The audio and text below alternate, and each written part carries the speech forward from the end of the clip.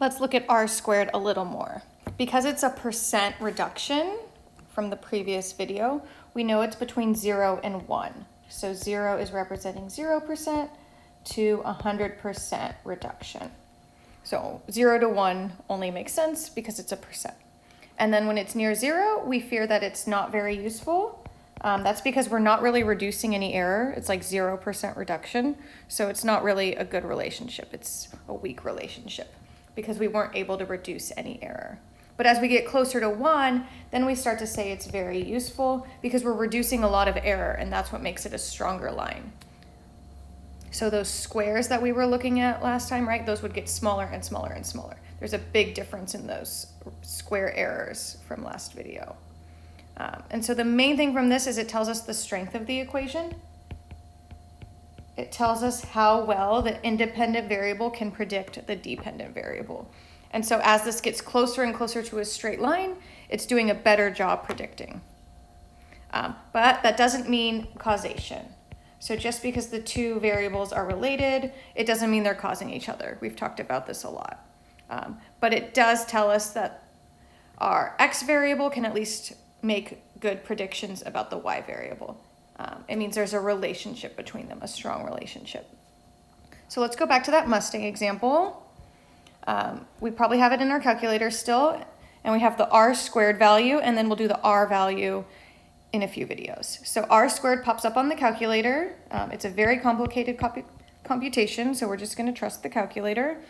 7, 8, and then 217 would round up to 22. So when we do regression on the calculator, it gives us r squared and r that help us understand how good the line is.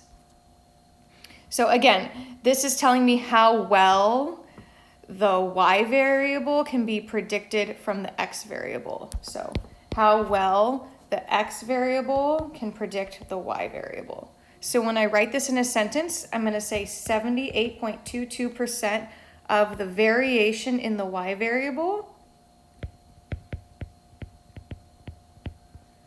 which was price in terms of the Mustangs, can be explained by the x variable or age.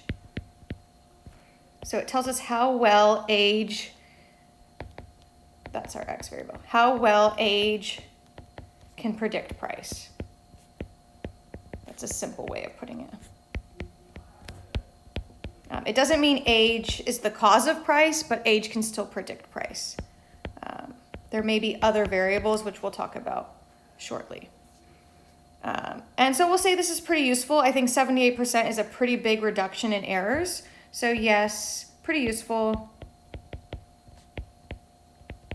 78% is a big reduction in error.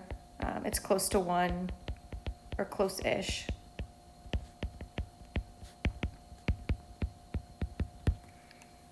So in general, when we write this sentence, I'm just going to kind of erase some of the extra language because we're going to clean it up. It represents the percent of variation, the variation of the y variable, so the percent of variation of the y variable that can be explained by the x variable or the x value in the linear regression. So it just tells us, again, how well that x variable can predict or explain the y variable using regression. And then we tend to say the other remaining percent, the percent left over from 100, is unexplained. So in the Mustang example, that would be 100 minus 78.22, which is 21.78%. Can't be explained with our variables. It might be a little bit of random variation, but it also could be other variables that are explaining the price.